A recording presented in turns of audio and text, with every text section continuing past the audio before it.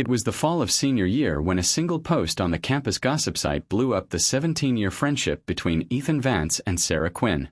And it all started with a photo.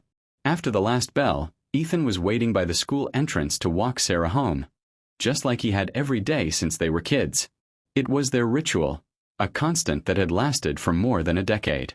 "Ethan, you gotta see this," his friend Leo Wong said, hurrying over and shoving a phone in his face. His expression was tight, grim. Ethan glanced down at the screen, and in an instant his blood ran cold. The picture showed Sarah sitting in a booth at the Daily Grind, the local coffee shop, laughing with Caleb Reed. Their hands hovered just inches apart on the table. Underneath, the caption screamed pure clickbait. Shocker. Is Northwood High's Queen Sarah Quinn officially off the market? You won't believe who the mystery man is. The comments section was already a wildfire. OMG, Sarah finally has a boyfriend. They look so cute together. I'm dying. Wait, isn't that Caleb Reed from AP Chem? He's seriously hot. Does Ethan know about this? I thought they were a thing. Childhood sweethearts doesn't mean they're actually together. LOL. Ethan's hand began to shake. He and Sarah had grown up together. He'd never officially asked her out, but their bond was deeper than simple friendship. Everyone assumed they were a couple. He had assumed it too. Until now. Ethan. Sarah's voice pulled him out of his trance. She was walking out of the main building, confusion on her face as she noticed the thunderstorm in his eyes. What's wrong? He didn't say a word. He just handed her the phone. Sarah's face went pale as she read the screen. This is a misunderstanding. Caleb and I were just studying for the calculus midterm. You study calculus at a coffee shop? You have to laugh like that? Ethan's voice was ice. Sarah opened her mouth, but the words wouldn't come. The truth was, she had been spending a lot of time with Caleb lately. He was a top student, always polite and gentle. Compared to him, Ethan, despite his family's wealth, could be distant, broody, hard to reach. Other than their long history together, she and Ethan didn't seem to share much in common anymore. Forget it. Ethan gave her one last, long look before turning and walking away. Ethan. Sarah started after him, but a hand caught her arm. Sarah, let him go, Caleb said, suddenly appearing with a soft, reassuring smile. Maybe it's for the best. You too. You were never really a good fit. Sarah looked back at him, a strange unease creeping into her chest. There was something unsettling about his smile. That night, Ethan sent her a single text. Just a frowny face, followed by "maybe we need some space." Sarah stared at the message, tears blurring her vision until she cried herself to sleep. She tried again and again to explain, to fix things, but it was as if Ethan had vanished. He never started another conversation. And Caleb, seizing the moment, was always there, comforting her, taking care of her, filling the silence Ethan had left behind. A month later, another post hit the gossip site. It's official. Sarah Quinn and Caleb Reed are Northwood's newest power couple. When Ethan saw it, he was sitting in a dive bar on the edge of town. The whiskey burned down his throat, tearing away the last of his restraint. He smashed the bottle in his hand, blood dripping from his knuckles onto the sticky floor. You chose him, he muttered to the empty room. Don't you dare regret it. From that day forward, Ethan Vance was no longer the same person. Ethan's transformation started on the outside. He bleached his hair a stark silver white, pierced his left ear 3 times, started wearing a black leather jacket with ripped jeans. Most shocking of all was the black dragon tattoo curling up his right forearm. The entire school buzzed about it.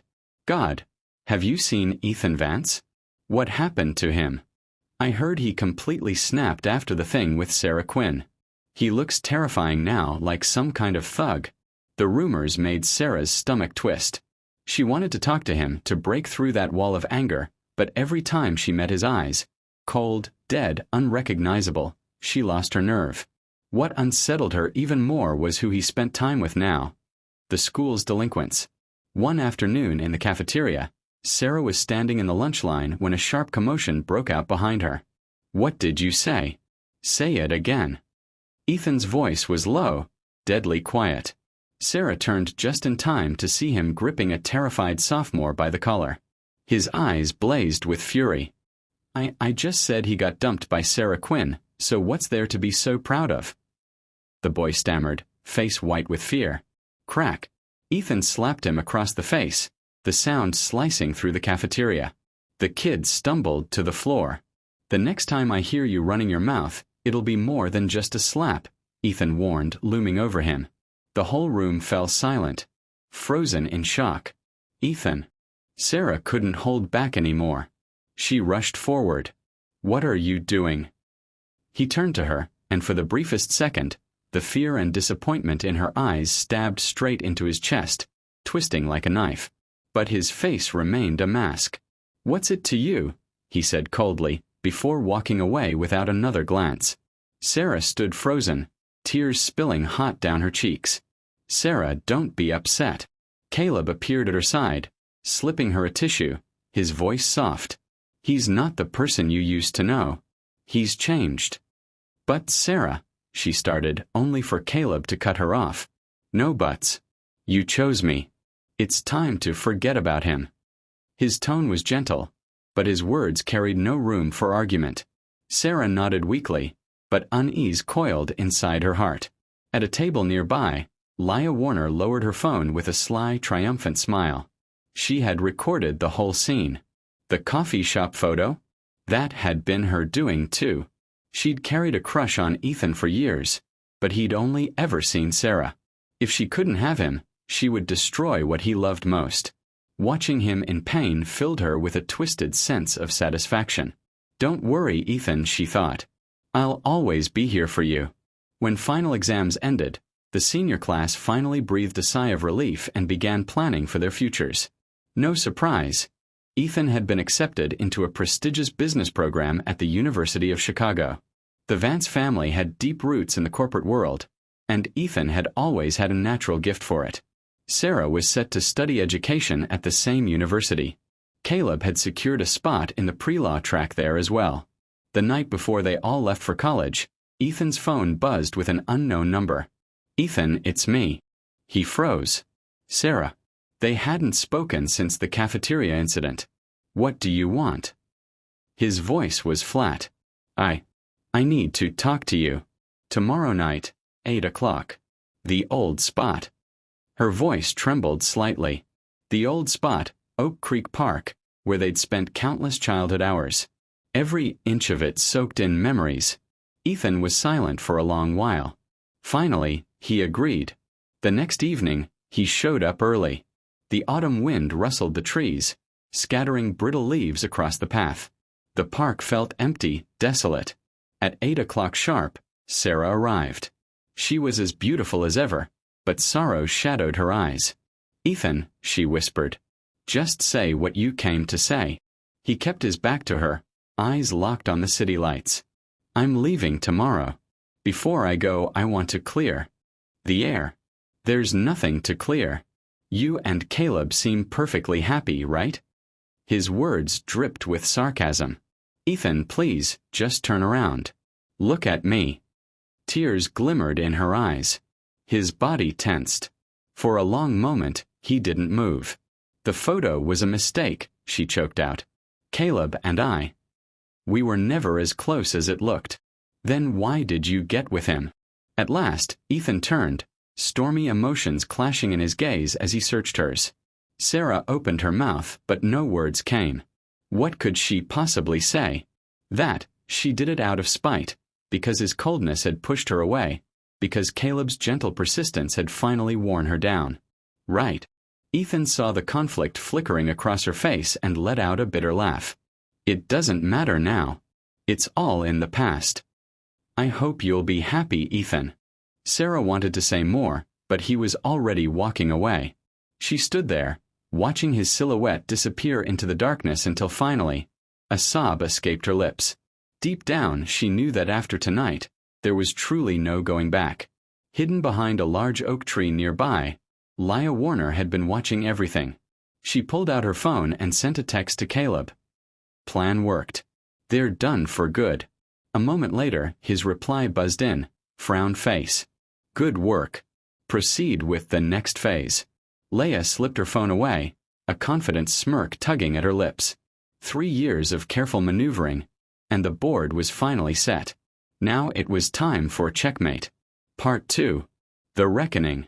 4 years later, Ethan Vance graduated and dove straight into his family's empire, Vance Holdings. With his sharp instincts and ruthless drive, he quickly carved out a name for himself in the brutal world of Chicago finance. But he'd become even colder, more detached. Business associates whispered that he was like a machine, programmed for profit, nothing else. One afternoon, Ethan was reviewing documents in his sleek corner office when his assistant, Mr. Peterson, knocked. "Mr. Vance, there's a visitor here to see you." "I'm not seeing anyone," Ethan replied without looking up. "Sir, he says he's an old classmate of yours. A Mr. Caleb Reed." Ethan's pen froze mid-stroke. After all these years, that name still had power. He set the papers aside. Send him in. Minutes later, Caleb stepped into the office. He looked the same on the surface, polished, polite, but his eyes carried a sharp, calculating edge now. "Ethan, long time no see," Caleb said with a practiced smile. "State your business," Ethan answered, leaning back in his leather chair, voice dismissive. "I'm with an investment firm now, Ridgeway Capital. I heard Vance Holdings has a new project in the works.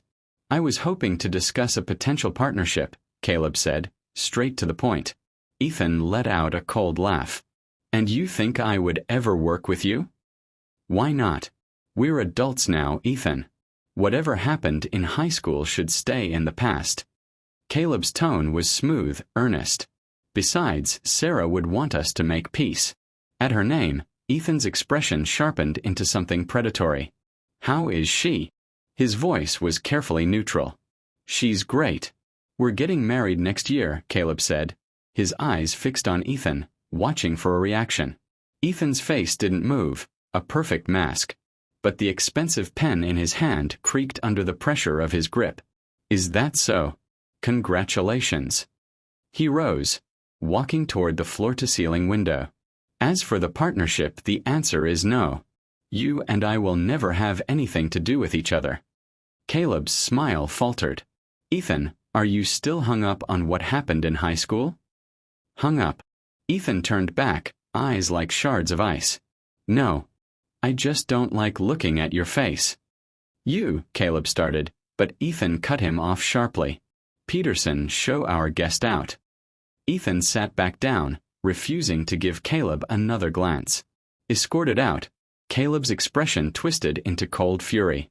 Once outside, he pulled out his phone and dialed. "Ela, I think we need to speed up the plan." On the other end, Leah's voice bubbled with excitement. "I've been waiting for you to say that." Back in his office, Ethan sat in silence, thoughts drifting far away. "Sarah, you still chose him." A month later, explosive headlines tore through the financial world. Ridgeway Capital, Vance Holdings' biggest rival, had been exposed for massive fraud. Stocks plummeted. The company teetered on the brink of collapse. The man behind Ridgeway?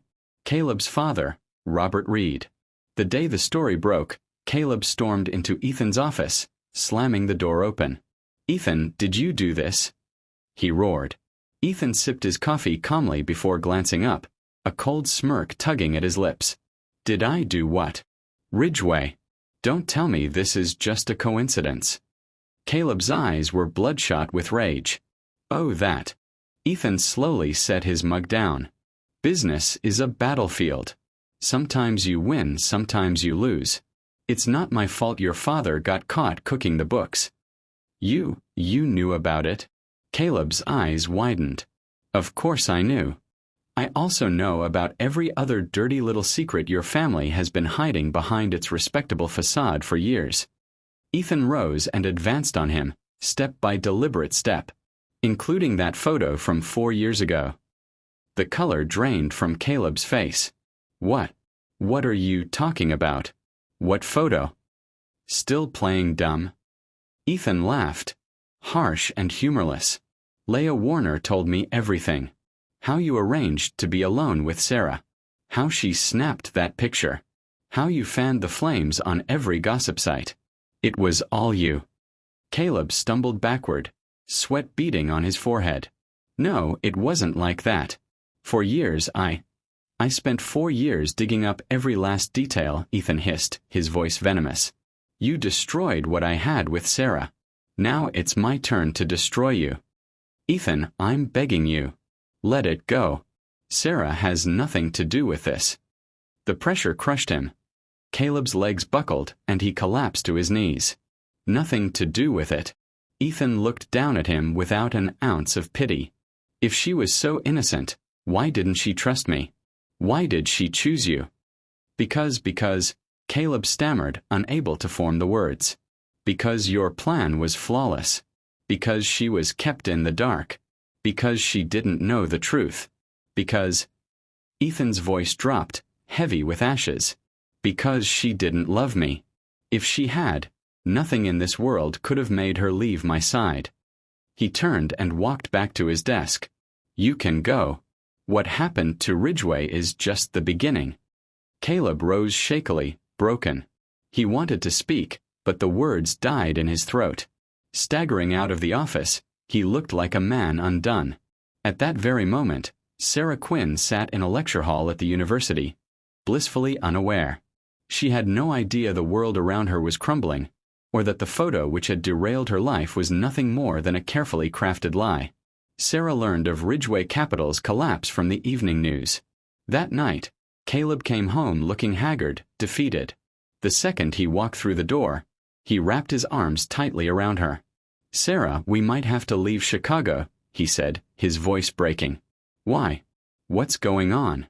She asked, alarmed. My dad's company. It's gone. We're bankrupt. Tears streamed down his face. Sarah stared, shocked, speechless. She'd never cared about his family's money, but the news still hit like a bomb. What are we going to do? She whispered. I don't know. He clutched her tighter, despair thick in his voice. Sarah, if one day I have nothing left, will you still stay with me?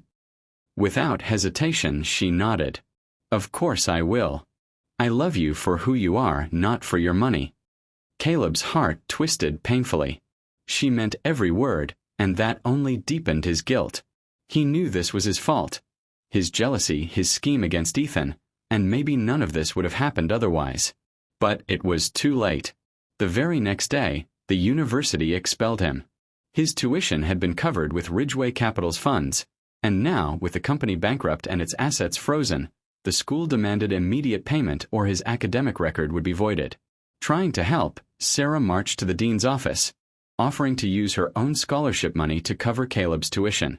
But the dean shook his head, delivering another devastating blow. Miss Quinn, I'm afraid your scholarship has been revoked as well. What? Sarah couldn't believe what she was hearing. The corporate sponsor that funds the scholarship has pulled its endowment, the dean explained apologetically. And they specifically requested that your funding be terminated. Which company was it? Sarah asked, her heart pounding. The dean hesitated. Vance Holdings. The name hit Sarah like a physical blow. Ethan. It was Ethan. This was his revenge. That afternoon, Sarah sat alone in her dorm room, memories of her life with Ethan playing on a loop in her head. Childhood friends, the high school misunderstanding, their bitter separation, and now this calculated act of cruelty. It all felt like a long, drawn-out nightmare. She couldn't understand how things had gotten to this point. She couldn't understand why Ethan would do this to her. Just then, her phone rang. It was an unknown number. Hello, Sarah. It's me. The voice on the other end was Ethan's. Sarah's hand trembled. Ethan, is that you? She whispered. I want to see you. Tonight. 8 o'clock. The old spot. His voice was calm, devoid of any emotion. Sarah wanted to say no, but the words wouldn't come. Okay, she finally agreed. After hanging up, she sat on the edge of her bed, her mind a chaotic storm. After 4 long years, she was finally going to see him again. The park was even more desolate than it had been 4 years ago. The streetlights cast long, weak shadows, and there wasn't another person in sight. Sarah arrived early, standing in the exact spot where she and Ethan had said their last goodbyes. At 8 o'clock sharp, a black Maybach purred to a stop at the park's entrance. Ethan stepped out, dressed in an impeccably tailored suit, a Patek Philippe watch gleaming on his wrist. He had matured in the last 4 years, his features sharper, more defined, but his eyes were colder than she had ever seen them. "Ethan," Sarah whispered. He walked toward her, his gaze sweeping over her from head to toe. She was still beautiful, but a weariness had settled over her. "You've lost weight," he stated flatly. "You've changed a lot." Sarah didn't know what else to say.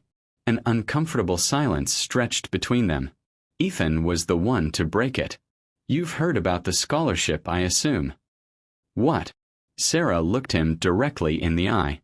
"Ethan, what did I ever do to you that was so wrong you had to do this to me? What did you do wrong?" He let out a bitter laugh. "You did nothing wrong. I was the one who was wrong. Wrong to assume we'd end up together. Wrong to think you'd always be by my side, Sarah. But I see things clearly now." "Ethan," he cut her off. "Feelings. Loyalty. It's all illusion. You chose Caleb. Now you have to live with the consequences." "What consequences?" A feeling of dread washed over her. Ridgeway Capital's bankruptcy was just the beginning. His eyes narrowed, turning dangerous. "Next, I'm going to make sure Caleb Reed loses everything. His job, his future, his dignity. I'm going to take it all." "Ethan, have you lost your mind?" Sarah stared at him, horrified. "Why are you doing this?" "Because I hate him," he said. His voice was quiet, but every word was a shard of ice. "He took the most important thing in the world from me. Now he's going to pay the price." "And what about me?" Tears streamed down her face. "What am I in all of this?" For a fleeting moment, as he looked at her tears, something in him flickered. But he snuffed it out, his expression turning to stone. "You," he said with chilling cruelty. "You're just a trophy. A trophy I once wanted, but now can't even be bothered with." The words were a physical blow, stealing the air from her lungs. "You've changed, Ethan. I don't even know who you are anymore," she sobbed. "Good," he said, turning to leave. "Then you can pretend you never knew me at all." "Ethan, wait." She called out. "If you want revenge, take it out on me. Caleb is innocent in this." He stopped, but didn't turn around. "Innocent? Do you have any idea how that photo of you two even came to exist?" "What?" Sarah froze. "It was a trap, Sarah. Set up by Caleb and Leah Warner to break us up," he said, his voice cold and flat. "From start to finish, you were nothing but a pawn in their game." Sarah felt as if she'd been struck by lightning. Her mind went blank. "No, that's impossible. Caleb wouldn't do that." "Wouldn't he?" Ethan finally turned, his expression mocking. "Then why does Leah have a full video of your little coffee date? Why was she the one stoking the rumors on every platform? And why did Caleb always show up at the perfect moment to comfort you?" Each question was a hammer blow to her heart. Thinking back, it was true. There were too many coincidences. "So my life for the past 4 years, it's all been a lie," she whispered, her voice trembling. "You finally get it." He looked at her broken expression, feeling no satisfaction, only a deep hollow exhaustion. "But it's too late, Sarah. Some things, once they're broken, can never be put back together." With that, he turned and walked away, leaving her to collapse in on herself, her sobs lost in the lonely night. Sarah cried through the entire night. The next morning, her eyes red and swollen, she went to find Caleb. "Caleb, I need to ask you something," she said. Her voice was steady, but he could hear the danger simmering beneath the surface. "What is it?" he asked, a knot of anxiety tightening in his stomach. "That photo from senior year. Did you set it up?" she asked, her gaze boring into him. The color drained from Caleb's face. "Sarah, what are you talking about? What photo? Are you still going to lie to me?" She let out a cold, bitter laugh. "Ethan told me everything. The entire trap you and Leah designed to tear us apart. Caleb opened his mouth to deny it, but one look in her eyes told him it was useless. "Sarah, I can explain." "Explain what?" "How you lied to me for 4 years." Fresh tears streamed down her face. "Caleb, I trusted you more than anyone, and you used me like I was a game piece." "No," he said desperately. "Sarah, I really do love you. It may have started as a plan, but my feelings for you became real." "Real?" She shook her head in disgust. "A relationship built on a foundation of lies. Tell me what part of that is real." "Sarah, please forgive me. I know I was wrong." He reached for her, but she pushed him away. "Don't touch me." She recoiled, her eyes filled with revulsion. "As of right now, we are done." "Sarah," he pleaded. But she had already turned and walked away. Watching her go, Caleb sank into a chair, his face a mask of utter despair. He knew this time he had truly lost her, and it was all his own fault. As soon as she was out of the building, Sarah pulled out her phone and dialed Ethan's number. "Ethan, I need to see you." "What's left to talk about?" His voice was cold. "I want to apologize," she said, biting her lip. "What happened 4 years ago, I was wrong. I was wrong not to trust you. I was wrong to choose Caleb." The line was silent for a long time. "If sorry fixed everything, we wouldn't need cops," he said finally. "Ethan, it's over, Sarah. Your apology doesn't change a thing." His voice sounded tired. "Go live your life and stay out of mine." He hung up. Sarah stood there, phone in hand, for a long, long time. She knew it was true.